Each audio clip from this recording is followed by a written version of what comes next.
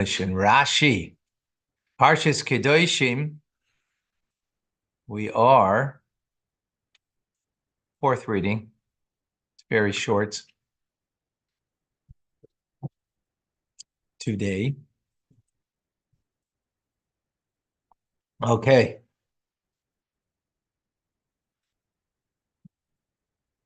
Many mitzvahs. We go from jump from one to the next. We're in chapter 19, verse 33. Ki yogur, when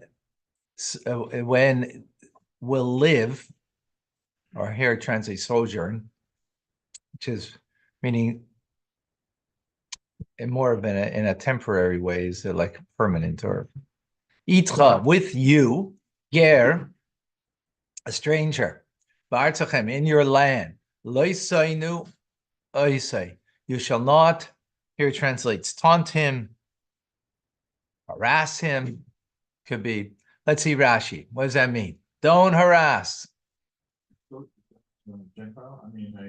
Let's see Rashi.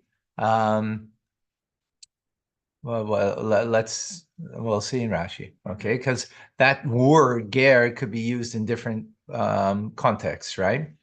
So let's see what Rashi has to say. Good question. Loisa ainu, don't harass. Ainas dvarim, this is verbal harassment it's speaking about. Loisaimar, don't say to him, Emesh ayisa eved avedazara. Last night you were an idolater. Achshav ataba, and today you became Lilma Torah, and you come to learn Torah. Which is given by the mouth of the Almighty. So there you have your answer. Implied in that, it's speaking about a convert, right? Convert. So don't remind them of their past. You remember? No, you're not allowed to do that. That's allowed. Prohibition. Okay, 34. Ke'ezrach mikem iya lachem. Ke'ezrach, meaning he'll be like a native from you. Iya lachem, he should be for you. Hager. Remember, I translating this very literally. Okay, that way you learn the language. If you look at the translation, it's not translated the way I translate in the manner of the translate. It's the same, translation, but it's translated differently when you do it as a full sentence, as opposed to, word or phrase by phrase. Huh? Instead of translating the word, as opposed to translating the word. The sentence rather than the verse. I'm not translating the verse, I'm translating the word. Right? Trees instead of forest. Right, trees instead of the forest, exactly. Yeah. So ke'ezrach, like a native, mikem, from you, yeh lachem, he should be for you. Hager, this stranger, hagar, itchem, that is dwelling with you. V'ahavtaloi, and you should love him. Kamoicha, like you. Ki gerim hayisem, because you were strangers. Hayisem, you were. Be'eretz, in the land, Mitzrayim of Egypt. Ani Hashem Elokechem, I am Hashem, your God. Wow. I don't know, it sounds like it makes dollars, not cents. Ki gerim hayisem, because you were strangers. Mum shebecha, so Rashi says, meaning the imperfection that exists in you, al taimer lechavercha, do not say it to your friend. And others, don't taunt him with the flaw that you have. As you have a flaw. What's your flaw? You were also strangers in a land of Egypt, right? Ani Hashem Elokechem, I am Hashem your God. Elokecha, I am your God. Velekov, Ani, and I'm also his God. Ani Hashem Elokechem.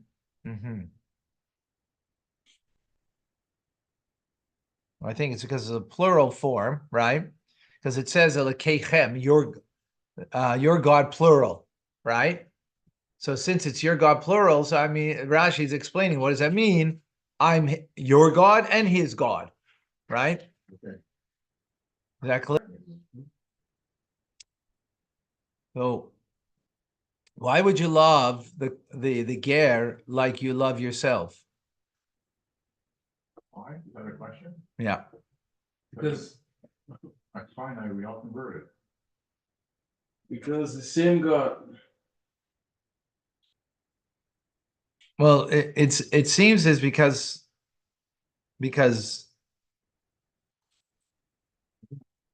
huh? We didn't have a Jewish soul up until then.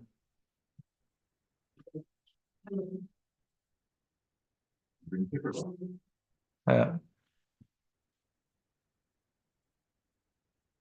Well, we have previously in the parsha to love a fellow Jew as yourself, right? So now it's coming to say that you should love the convert also as yourself, because this convert is a Jew.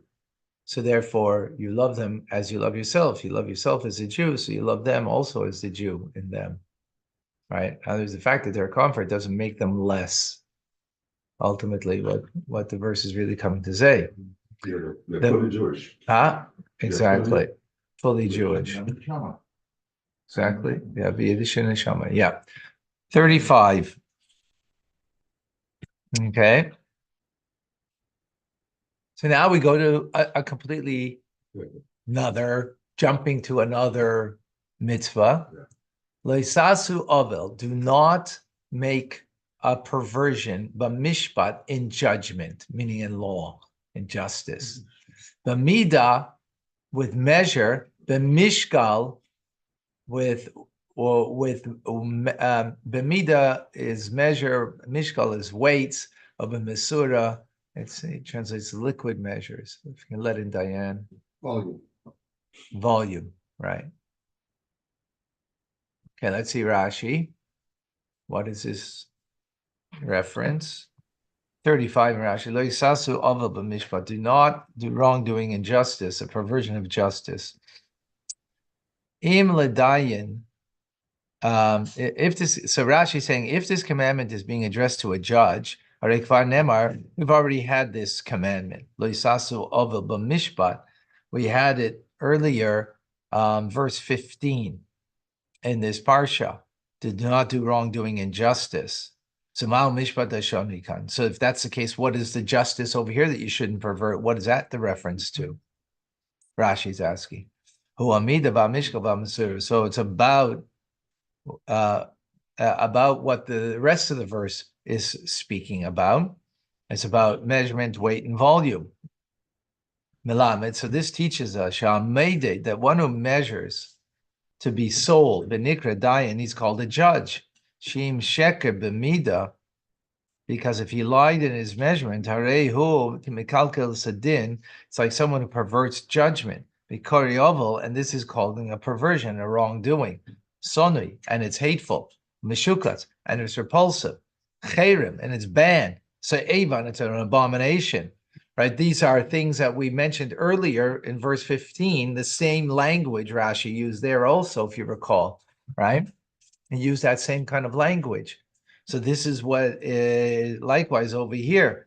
The judge there it spoke about if he does perversion injustice. And now speaking about the individual, if when they're doing business and they sold something and it was not proper, so they're considered like this judge who is also all these 5 things. Again, and he causes 5 things that were said in regard to the judge when he perverts judgment.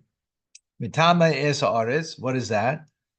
Right. In other words, those are 5 adjectives describing the person.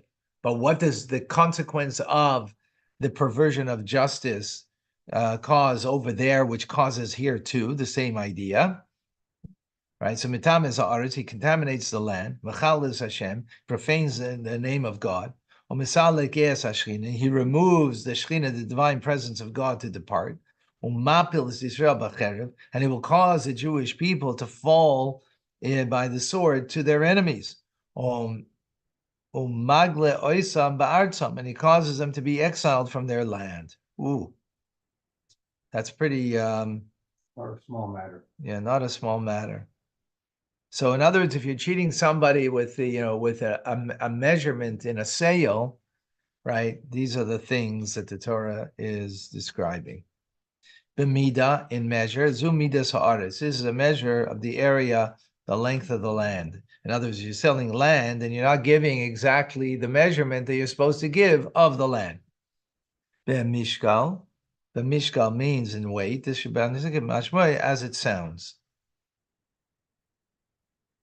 In other words, if you have a weight of a stone, right, that the weight of the stone is not the appropriate weight, so therefore you're instead of selling a pound, you're really selling, 7/8 of a pound, right? That's what it's talking about. Okay. B'mesura, with a mesura, zu midas halach. This is a volume of liquid. Okay.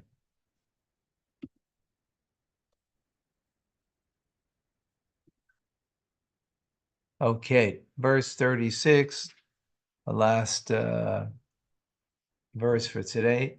Tzedek yeh lachem. Righteousness should be for you. Ani Hashem, I am Hashem, Elokechem, your God. Asher etzesi eschem, I took you out, Me'eretz Mitzrayim, from the land of Egypt. Rashi. Oh, 1 second. I missed the beginning of the verse. My apologies. I went too far down, and Moizne tzedek, scales of righteousness, which means true scales, right? Avne tzedek, stones of truth, that are weights that are true. Ephas tzedek, and an epha that's true. Vihin tzedek, and ahin that is true. Rashi will give us explanation what all that means. Yeh lachem should be for you.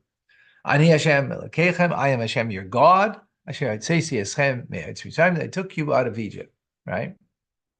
So obviously the question is, what is it going out of Egypt got to do with, having true weights? And what are the different things that mentioned here?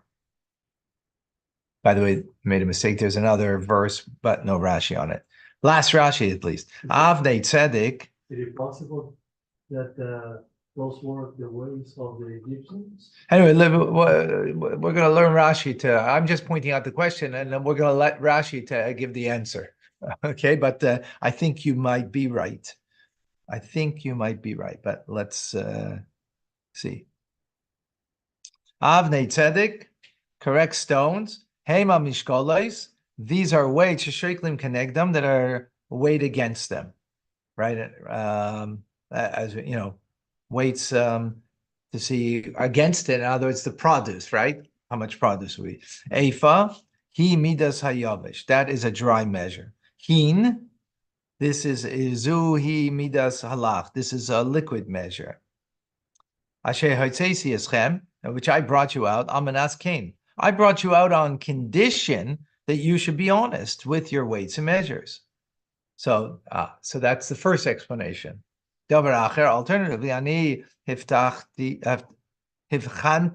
I have distinguished b'Mitzrayim, in Egypt, bein tipa shel bechor, between the drop, meaning the conception of the firstborn, letipa she'ena shel bechor, with the drop of that which is the conception of that which is not the firstborn. V'ani neman, and I am the one who can be trusted, lipara, to exact punishment.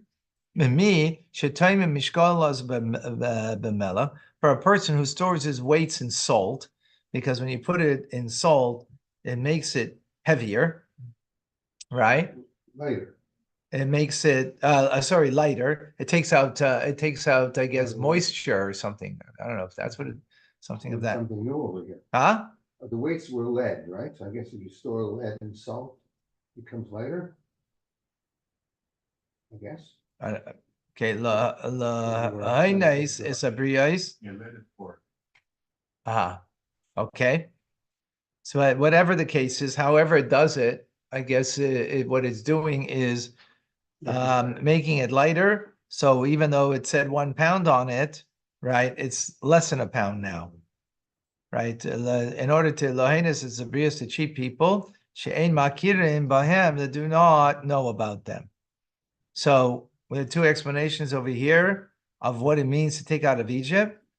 So first one, Rashi says, because it says Asher Haitzesi, that I took you out. What do you mean that I took you out? It means I took you out because of that. I took you out of Egypt in order you should be honest, right? That's the, huh? Like I'm honest, like I'm accurate and precise. That's what Rashi's saying. Like I'm accurate and precise. You also need to be accurate and precise. I mean, Rashi didn't say that. He's saying firstborn could distinguish between who was which. No, I said that. I said the first explanation. That's Davar Acher. That's Davar Acher. That's the alternative explanation. I'm explaining how I understand the first explanation to be the main explanation, because it says Asher, that. And others, there's different ways you can explain why I took you out of Egypt, right? Where did you see it? Where did you saw that in the Rashi?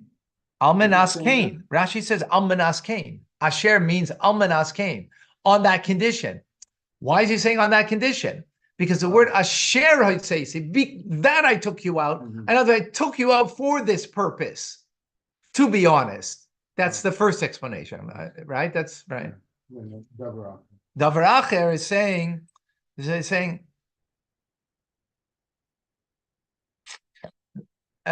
not on condition I took you out, but I am precise. I'm precise. In other words, I'm the in the fact that I took you out and didn't take someone else out because of my precision, right? I am exacting, and so you need to be exacting. Right. He says, is it possible? I'm just. Go ahead.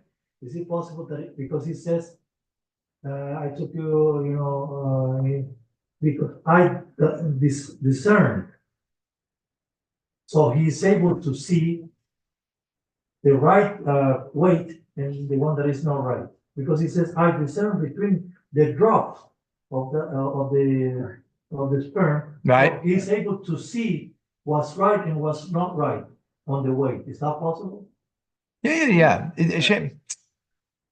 Exactly. Yeah, that's what he's saying. But there's more than that. That's the conclusion.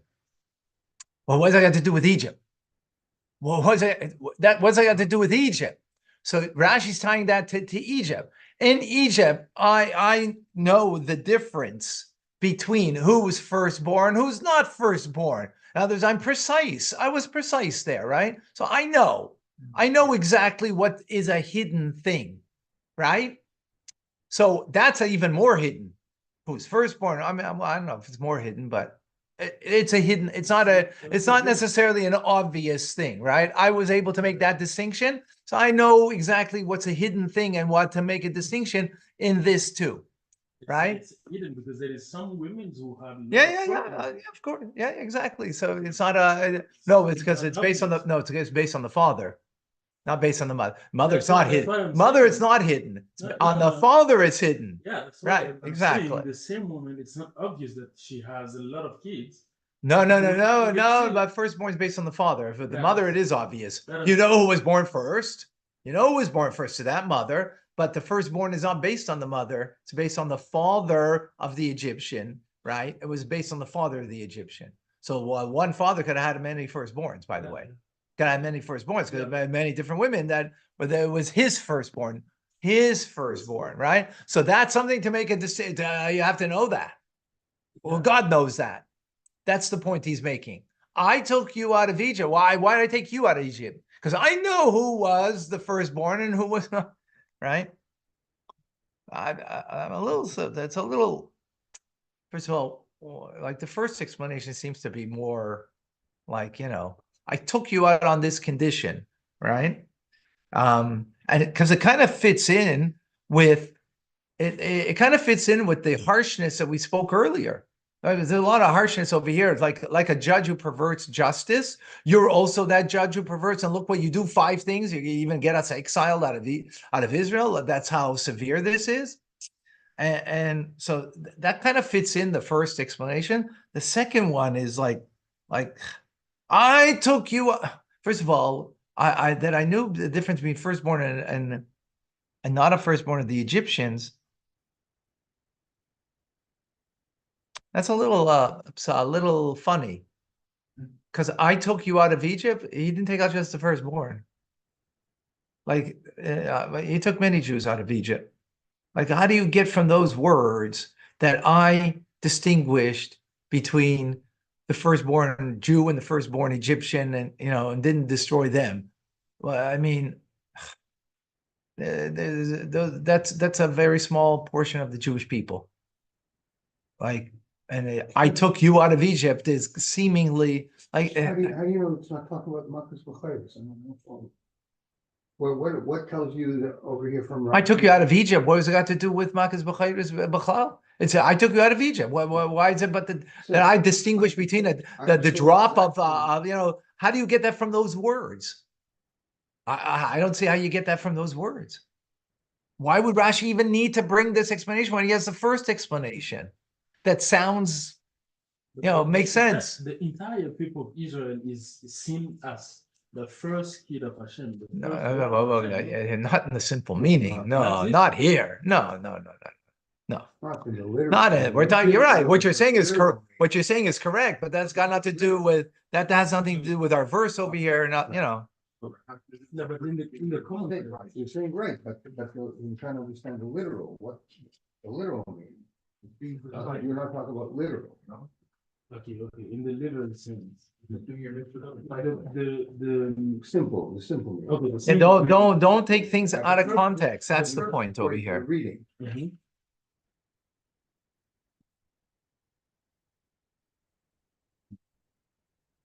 Wow, I don't see something here from the Rebbe in this book over here. Okay, let's do the last verse. Ushmartem, and you shall observe Eskol, all chukaisai, my statutory laws, Eskol mishpatai, and all of my ordinances, with rational laws, vasisam, and you shall do them. Oisam, them, ani Hashem, I am Hashem. My mother's aunt and uncle had a wine store in Lodz, Poland. Mm-hmm. She was there one day and a Polish soldier came in. So I think I don't know if it's the aunt who told the uncle, or the uncle told the aunt, said he ordered some wine. So she said, Chetzi yayin, chetzi mayim. Chetzi yayin, chetzi mayim. Half wine, half water. No. So he said, the soldier said, if I understand what you're saying, then how much do I get?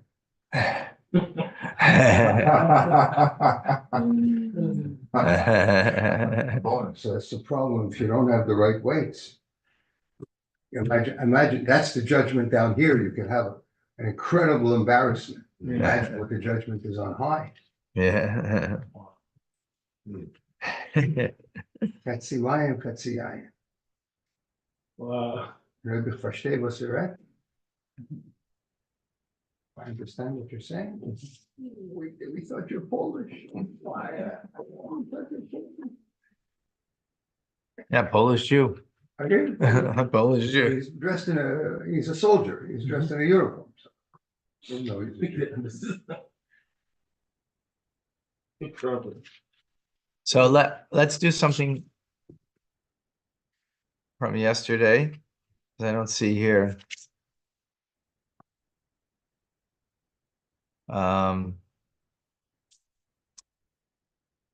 Remember yesterday we said you know what? If you look at yesterday's Chitas for a moment, chapter 19, verse 23. The first one of yesterday. When you will come to the land, meaning to Israel, when natatem es eitz, and you will plant a tree, Michael, of a tree of fruit that bears fruit, Varaltem aralosoi, and it shall be blocked from you, the usage of that tree, as period, its fruits. Actually, not the tree itself, by the way, but the fruits. Shaloshanim for 3 years. Yiyah lachem, it will be for you, arelim, blocked. Lo yeachal, don't eat it, right? So Rashi brings Shaloshanim yiyah lachem in the second Rashi. 3 years it'll be for you, right? So he brings me, Amos Aimena. When do you count? When do you count 3 years, right? Remember, we did this yesterday. Mishas Nitiosis, so Rashi responds, the time of planting, right? Yochel, so you might think, that if let's say after 2 years, 10 months, and the fruit, the fruit, was ripe, and you put it aside and waited till after the third year, that you could have that fruit, right? Because you waited 3 years. No. Oh, excuse me.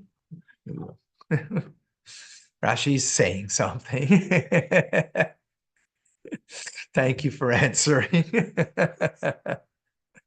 You might think that Rashi says, right? That after 3 years it'll be permissible. Talmud Loimar, so the verse says, "Iya, it shall be." In other words, it shall be what it is. What was it during the 3 years? Forbidden. So it shall be even after the 3 years, right? Forbidden, right? That's how the Rashi learns it out from the verse, right? Yes, correct. You're right.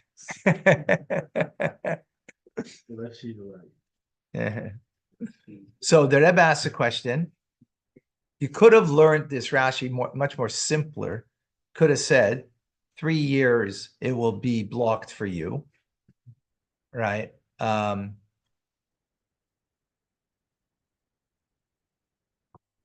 That and when does 3 years begin? From planting the tree, right? Why is he asked from when?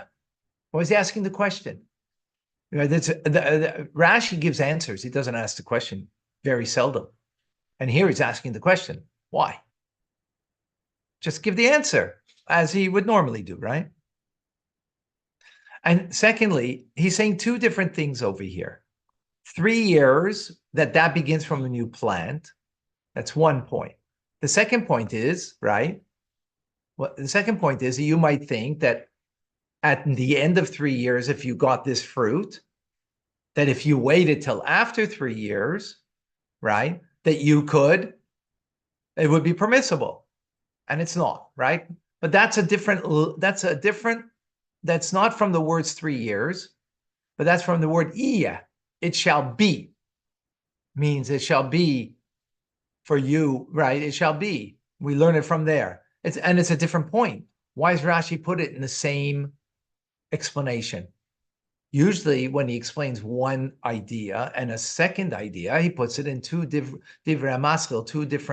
headings, right? It's 2 different explanations here. In other words, he could have taken out ye, And you're right, and explain that word. Explain the second part based on ye. Yeah, and Rashi does often.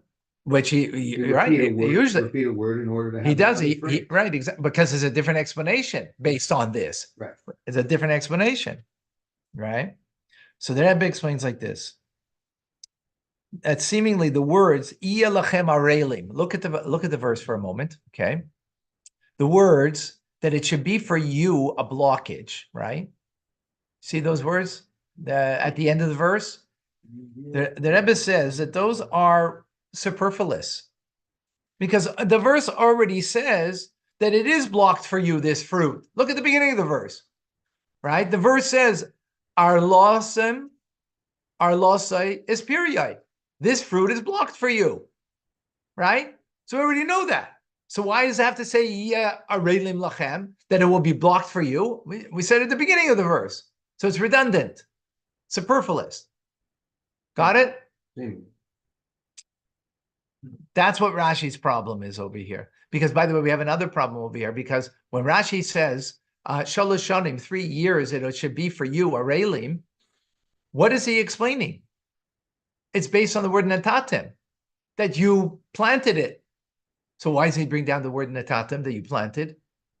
Planted 3 years, it's from when you planted. He doesn't even bring down that word, which he seems to be explaining. Right? Because that's not Rashi's problem. Rashi's problem is the redundancy here. So Rashi then sees from this that there's 2 things involved in the prohibition of of Arla, of this fruit from the first 3 years. Oh boy, it's late.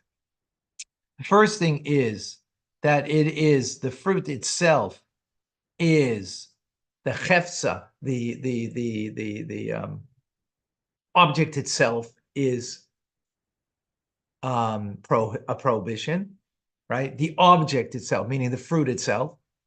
And the words it says it will be for you blocked means it's for the person it's blocked, right? The question is like, if this thing is not permitted for me to have, right? You Whatever. give it to someone else. No, that's not the point. No. Stay tuned. That's not the point. Why is this not permitted to me? Is it because this thing is not permitted, or it's because to me it's not permitted? No. Is it to the person it's not permitted, but the thing is not itself inherently not permitted? Or is it that the thing itself inherently is not permitted? It's the object. It's not the person, right? Got it? Okay, tomorrow we're going to continue it. It's a bit complicated, and we're gonna continue on that thought tomorrow. Okay, but that's where Rashi's going with this. The verse is telling us both things, and there's a chiddush, a big